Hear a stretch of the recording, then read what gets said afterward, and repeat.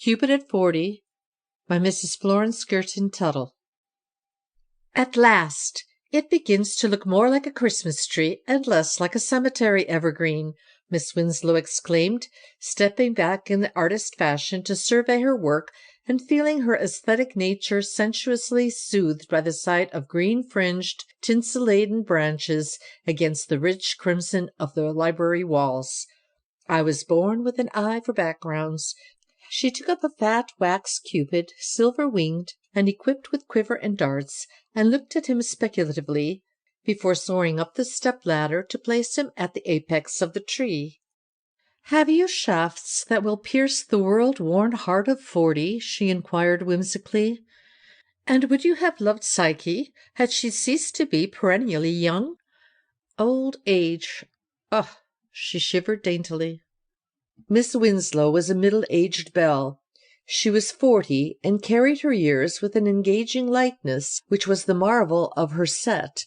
She was rich, consequently popular to the point of envy, charming, and therefore possessed a few friends who loved her for herself. Yet on Christmas Eve, when all the world was sung by echoing bells into temporary tranquillity, Miss Winslow's heart was not at peace. "Holidays are horrible resurrections to people who live alone," she murmured. "Resurrections of heart-wringing sorrows and ghosts of the past. I am glad that I insisted upon having the tree here, spinster though I am. 10 nieces and nephews with their respective guardians will make the rafters ring. And Lester, in the role of family friend, will relieve the Christmas dinner from the narrowness of a strictly family affair. I trust that my spirits will have regained their usual mercurial ascendancy. They are much below freezing point now." Miss Winslow's unrest was indefinite and therefore intangible. Only a discontent which assumes a specific form may be coped with. Mary Winslow's life had been too active to permit of self-analysis, so she did not probe her mood, nor realize that pain sprang in her heart, as it must in the heart of every true woman, from the void which legions of friends only make more vacant, but which may be filled to overflowing by the magical presence of one. She had steadfastly refused all invitations to domicile with her married brothers. It would be very nice, she would admit, and the children would be brought up much better. Old maids are born disciplinarians. They never are over-indulgent like grandparents. Grandparents should be seen and not heard. But you see, I enjoy too much being perfectly free. To appreciate liberty, one must have known slavery. Miss Winslow's early life had been spent in a bondage which, though loving, had nevertheless held her enchained. The unconsciously selfish exactings of an invalid mother had sentenced her to the shadows of a sick-room and to an atmosphere heavy with drugs. When emancipation at last came, it was like breathing the pure sunshine for the first time. She took deep, invigorating draughts of the life of the world, enjoying her debut doubly because it had come nearly a decade late. And the world enjoyed her as much as she enjoyed the world. It was so accustomed to prematurely blasé types, what wonder it welcomed gladly one who was maturely young? The years might record her as a woman past the 30s. Spirit stamped her as a girl with a new-found capacity for life. When the soufflé menu of society ceased to satisfy her, she travelled, and beheld enthusiastically civilizations older than her own.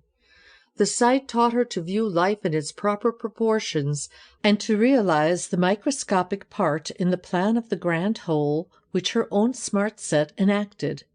She found pleasure in collecting curios, tapestries, and pictures. Upon her return, unrest still remaining importunate, she secured occupation and a kind of satisfaction in a diversion welcomed by people whose incomes increase in a ratio beyond their ability to disperse them. She built a magnificent home. Only those who know the delights and vexations of this form of diversion realize its absorption. Miss Winslow had her own ideas. So likewise had her architects. Her home must be characteristic, stamped, like her crested stationery, with the insignia of her personality. There was to be no such hideous deformity in it, for instance, she insisted, as a chandelier. The red library was lighted with swinging antique brass lanterns, hung in each corner and glowing softly with the pressing of a single switch. Other rooms had sidelights or curious lamps, one of them said to have belonged to a Vestal Virgin.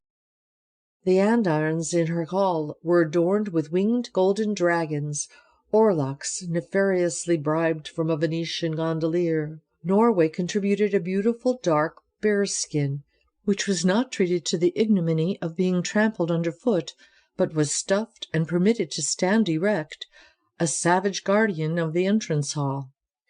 Each room represented a different period, accurate in detail, only to be secured after long historical research. French and Italian palaces had been explored and treasures purchased, not for their intrinsic value, but for the part they had played in the comedy or tragedy of the world.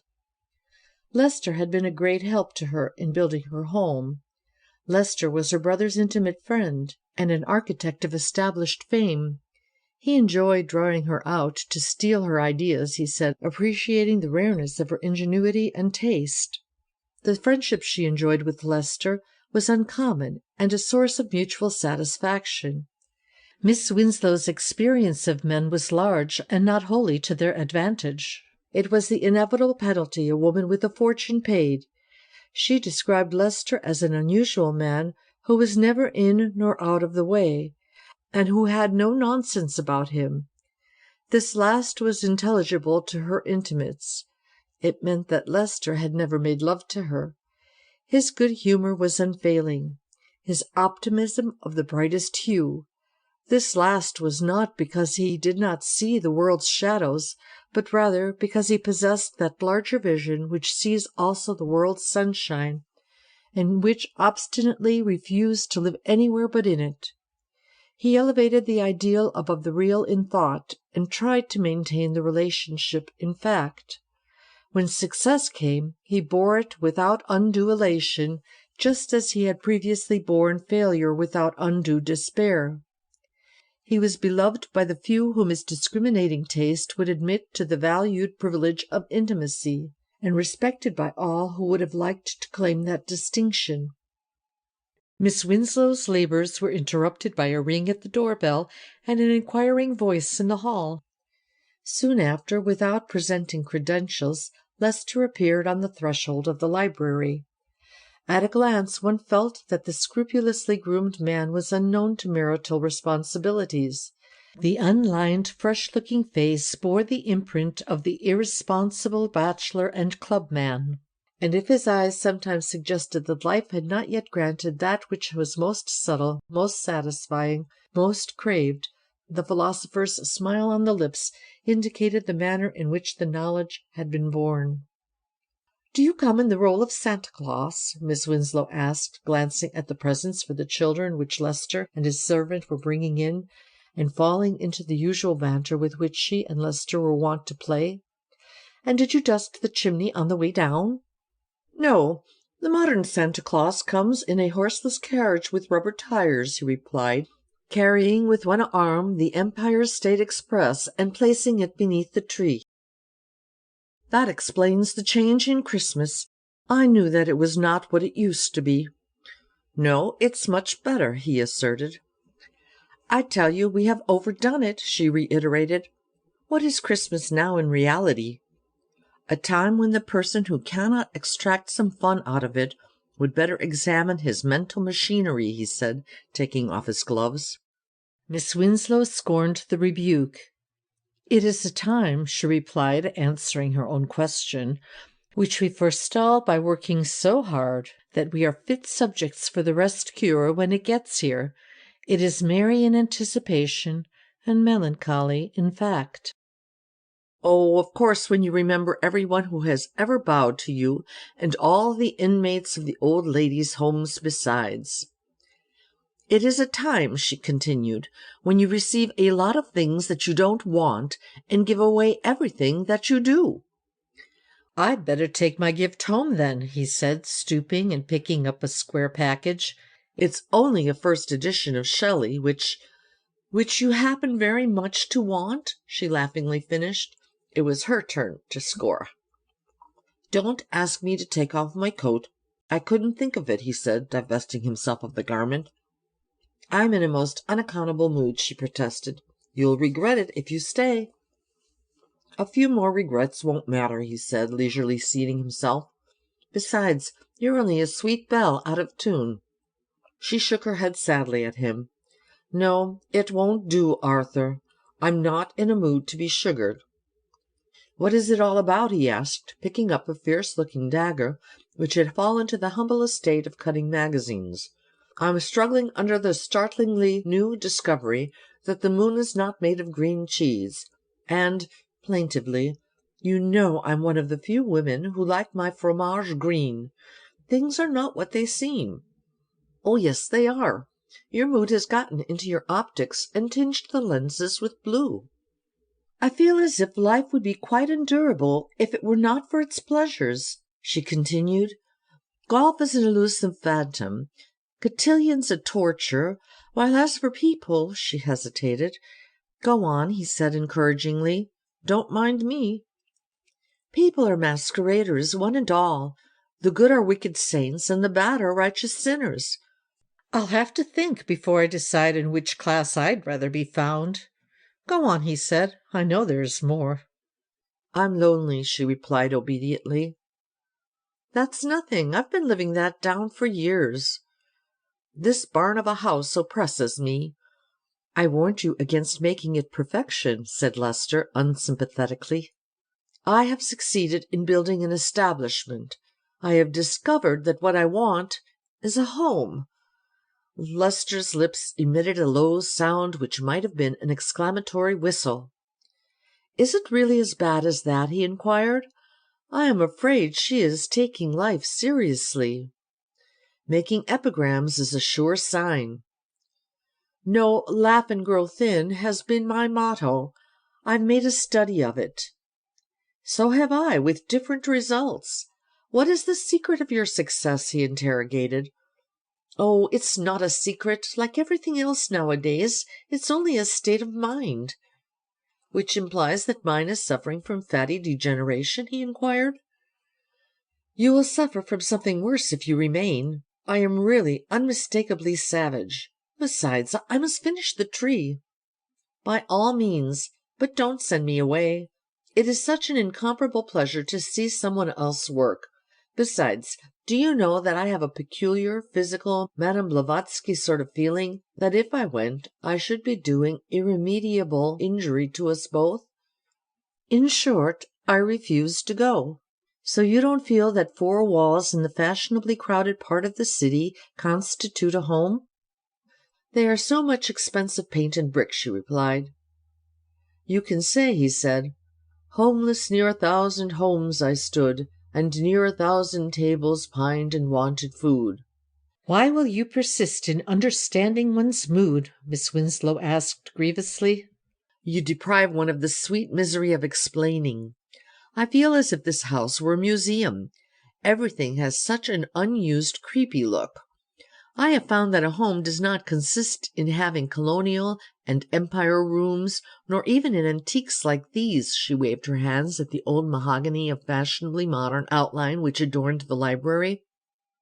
"Home lies in the spirit infused into it, and one woman's spirit, pathetically, will not cover a house of this size. There is one thing that I am seriously thinking of doing. I think I shall adopt an orphan child." "An orphan asylum would fill it better," he commented. Miss Winslow went over to the table and lifted the Cupid. "Since you prefer me in a bad mood to anyone else in a holiday one, I must continue my work." "What are you going to do with that dangerous boy?" Lester asked, looking at the pink-faced cherub as she dangled him from a string held between finger and thumb. "I am now about to hang Cupid," she said solemnly.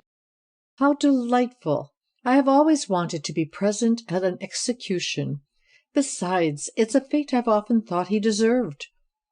"You must have suffered a good deal at his hands," she said, looking sideways at him between half-closed lashes. "That reminds me, I heard someone at the Hoyts' dance last night call you an artistic flirt." "And what, may I ask, is a flirt? artistic or otherwise?" Lester inquired with sparkling eyes. Miss Winslow thought for a moment. "A flirt," she replied, "is a man with a small capacity for loving every woman and a large incapacity for loving one." The laughter died from Lester's eyes. "Do you believe that is true of me?" he asked lightly. Miss Winslow did not reply. "Do you really believe that of me?" he asked more seriously. Miss Winslow moved uneasily. There was something in Lester's tone which she could not meet with the usual banter. "Look at me, Mary," he said peremptorily. "You can study the pattern of your rugs any time." Miss Winslow shot a swift glance at him, then lowered her lids again. Lester rose and came toward her. "You have very pretty eyelashes. I have always admired them," he said, standing directly in front of her. "But I want you to look at me and tell me if you honestly believe I have a large incapacity for loving one woman." Something new in his voice, something subtle and almost painful in the atmosphere, played havoc with Miss Winslow's usually well-adjusted mental processes. She felt silenced, paralyzed, almost afraid. When the silence became intolerable, being a woman of the world, she treated the occasion with the world's greatest emotional safeguard. She took refuge in a laugh. "I impeach your power to catechize me," she said. "Here, take your arch-enemy Cupid and be revenged by hanging him high." He took the wax figure from her and stood as if in debate. Then he turned toward the tree and addressed the figure in his hand. "Cupid," he said, "I hang you with many apologies. I confess to a fondness for you not shared by the lady of this manor. I shall suspend you high where you can keep a watchful eye upon her. Who knows?" He broke off and ascended the steps. The universal god revolved slowly in midair in his new home on the tree, then settled into permanence of direction. "See, Mary," Lester cried, looking over his shoulder. "He is pointing his arrow at you. Have a care." As he said it, his foot, which was reaching backward for a lower step, miscalculated, and with a crash he fell heavily to the floor. "Well, of all awkward brutes!" he exclaimed, regaining a sitting position where he remained with one foot under him. "The trick elephant in the circus could have done better." Miss Winslow's first inclination was to laugh. When Lester attempted to rise, however, and unconsciously emitted a groan, she flew at once to his side. "Is it your foot? You've twisted and perhaps sprained it. Oh, if you had only gone before!" "Don't, Mary. Don't hit a man when he's down.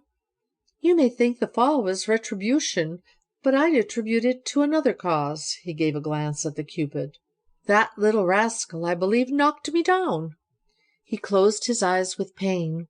Miss Winslow's talent for emergencies came to the front. She summoned her man to help lift Lester to the couch, and then flew to the telephone and called a doctor. Her own physician responded. After the usual pullings, pinchings, and pressings, he cheerfully pronounced the wrench a very bad sprain. "It will be a matter of weeks, though hardly, I hope, of months," he said amiably. "You'd better have yourself moved where you can be made comfortable and be supplied with diverting companionship. These affairs are tedious at the best." He offered his further services, which Miss Winslow, catching a telegraphic message from Lester's eyes, declined, saying that her man could do everything necessary. In a few moments she was alone with her guest, who sat helpless as a child with bandaged foot, elevated upon a tabouret in front of him. "Well," Miss Winslow said in some embarrassment, "why did you not allow the doctor to accompany you home? Do you prefer the distraction of William's accent?" Lester contemplated his wounded foot. "Mary," he said, "do you realize that we are facing a state of things?" "I realize that you are." "Well, be unselfish and imagine that you are too. Do you think that a bachelor's apartment house without a woman in sight ideally fills the doctor's prescription? Of course I don't. It is most unfortunate. Oh, if your married sister did not live 100 miles away. Yes, or if I could be expressed to her. You can have a nurse, she suggested, but you will have to eat and sleep and wink on schedule, and you hate doing things by rule. Yes, and if she were not pretty, she would make one feel worse. And if she were, you'd fall in love with her. Not at all. But there's no telling what would happen to her. No, a woman nurse, I feel, is an anomaly. Then why not have a man? A man is a monstrosity. I should be at liberty to throw boots and vigorous invectives at him. But I am afraid I would be unfit for society at the end of the term. No, Mary, I see but one loophole. Fate has erected a signpost with a straight, clear path for you and me. For me, she echoed feebly. Yes, I have a proposition to make, a most logical solution. You wish to adopt someone. I am in need of a home. Do you not see that Providence has left a charge not on your doorstep, but on your step-ladder, as it were? No, I don't, she gasped. This foundling, he continued, has every requirement which your orphan child could not possess. You must have someone who understands your every peccadillo, who will not laugh when you sigh or weep when you are merry, who will not monopolize your favorite chair, be bored with Omar Khayyam, or sleep through the opera. Mary, we are all only children of a larger growth. Listen to fate, and save me from the doom of solitary confinement by adopting me. Did you sprain your brain as well as your ankle? Miss Winslow inquired. No, my senses are intact. But you don't mean— You didn't intend, she faltered. I certainly did. You always had unusual perspicacity. You may catalogue me as number 25, is it? I have had the honor to make you what the lady novelist terms an honorable proposal of marriage. Miss Winslow fell back in her chair. What more rational solution of a difficult problem, he continued. You are lonely and wish to adopt someone. I am sentenced to bachelor banishment for months. You wouldn't like to think of me fuming and fretting existence away, would you, when you might have prevented it? Miss Winslow leaned forward in her chair and quietly scanned his face. Then the blood flamed over her own, tipping even her close-set ears with crimson. Yes, he really means it, she said musingly and with reluctance. He has asked me to marry him for convenience' sake, and he does not realize how he has humiliated me. Yet that could be borne, but to be disappointed in him, one can never get used to that, and I thought he understood me. Then, at a low exclamation from Lester, Oh, I give you credit for not intending to pain me. The awful part is not to know that you have. Do you realize what you have said? I have heard of men who married to obtain a housekeeper. It is a novelty to meet one who wishes a trained nurse. Lester's face flushed deeply. He opened his mouth to refute the injustice, but she would not let him begin. No, don't speak, she said. I am choking with the words I want to say. She met his gaze now with eyes from which vehement indignation flashed, and he sank back among the pillows of the couch. How dared you? She inquired with low, forcefully distinct enunciation. How dared you to speak to me of marriage and never speak of love? Do you think 40 outgrows it? She covered her hot cheeks with her hands. Let me say one thing more, as again he attempted to check her. Of course, we can't be friends after tonight. The bon camaraderie of our relationship is over. You have forever spoiled it. Your going will make a void in my life. I don't think I ever knew until tonight how large a place you filled. Her voice gave a little break, which she quickly controlled. You satisfied me because I thought you understood me. But the one vital thing you did not understand. Let me tell you now that you may know why I am so stung. I, Mary Winslow, spinster, with face turned toward the setting sun, demand of the man who would win me absorbing, all-compelling love. I am not a woman to bestow myself. I must be won, and it cannot be done with a jest." Lester's face had grown white as he listened. Sometimes he closed his eyes as if trying to shut out sound. Sometimes the hands on his knees moved a little. When he spoke, his voice was entirely without the intensity of tone she had used. It was the conversational tone of a stunned man, finding refuge in conventional phrase, the ever-blessed law of habit which prevents human tension from being stretched too far. "I can't tell you how I regret having pained you," he finally said. "It was the last thing I intended to do, and I am sorry not to have done well what I should like to have done the best of all. Yet," with a touch of whimsicality, "I don't know that it is surprising. One can hardly expect a stage proposal from a man who has never made one before." Her eyes were fastened upon the tree. Her attitude indicated a polite but weary judge who was tolerantly waiting to hear what the defense might say. "If I had not felt so deeply, I could have been more eloquent," he continued. "We have played with words so long, it was hard to be serious, even when I most wished. I must have taken it for granted that you knew that I loved you. Women are either amazingly astute or incredibly blind in such matters. Why did you suppose I had haunted your hearth for nearly 10 years? I think it began then, when your mother was taken away." He spoke simply, as if relating a narrative long familiar, and one that should not surprise his listener. "You will wonder why I never told you. It was because you came into your heritage late. I would not try to take it from you. You found your girlhood years later than most women. While your mother lived, her health held you in a bondage of love. When you entered the gay world, it was a fairyland to you. Like a girl, you enjoyed each moment. I would not rob you of one. I followed your enthusiasms, your disappointments, your triumphs, waiting until pleasure should pall. I wished you to find for yourself that the pretty bubbles you chased turned to air when you grasped them. When I came tonight, I knew immediately that the mood I had longed for had come.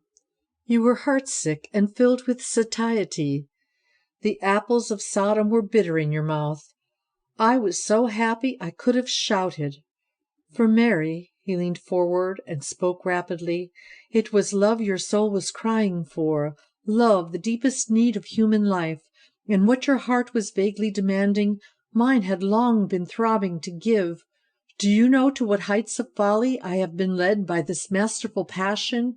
Do you know that I go blocks out of my way at night to pass your window? Do you know that I visit barbaric receptions for a glimpse of your face? Can you realize the pangs of jealousy I suffer when I find you monopolized by some young cub whom in fancy I cuff and throw out at the door?" His eyes rested on her and held her with resistless power. "Think of the men who have loved you. Did you fancy I did not know when you turned them away? Love is keen. Mary, you do care, or you would not have been so stung by my cursed flippancy tonight. Don't try to answer me now. I will go home, and in spite of solitude, my Christmas will be the happiest I have ever known. Think of what I have said, and remember, your happiness and mine are at stake. Oh, Mary, gift of God to me, prayer and creed of my life, give me the right before the world to worship. Mary, Mary, sweetheart, don't cry." Reaction from her indignation had left Miss Winslow quiescent. When Lester spoke, incredulity and then amazement swept over her, followed by a peace which was subtle, restful, new. When his words came faster and faster, she felt herself swept along on their current and questioned not whither she was being borne. After years of enforced repression, it was blissful to let herself go. That Christmas Eve, her beautiful home, Her material possessions had seemed but a background which intensified the poverty of her heart. She had unconsciously longed for those imperishable riches which now were laid at her feet, and deeper than the knowledge of what she would receive was the certainty of what she knew she could give. When Lester's voice broke with its new tenderness, her overtaxed nerves gave way and she sobbed like a child. The sight restored him to the safe path of the commonplace, and his next words were in the usual bantering tone. "Well, of all things, that is the unkindest, to cry when I cannot reach you. Is that handkerchief a flag of truce?" But he could not win her to smiles. Sob after sob filled the room, the pitiful, long-drawn sobs of childhood, or of womanhood that retains the sensitive heart of the child. "If you do not wish to break my heart, Mary, you will stop hurting me and come here at once. The doctor's infliction was nothing to this. Mary, I command you to come here." Then, as she did not heed him, he said in a voice in which each word was a caress, "Mary, I have waited years patiently for you. See, I will not look." Will you not come to me in my distress? And obediently, with face still covered, like a little child, she came. End of Cupid at 40 by Mrs. Florence Tuttle.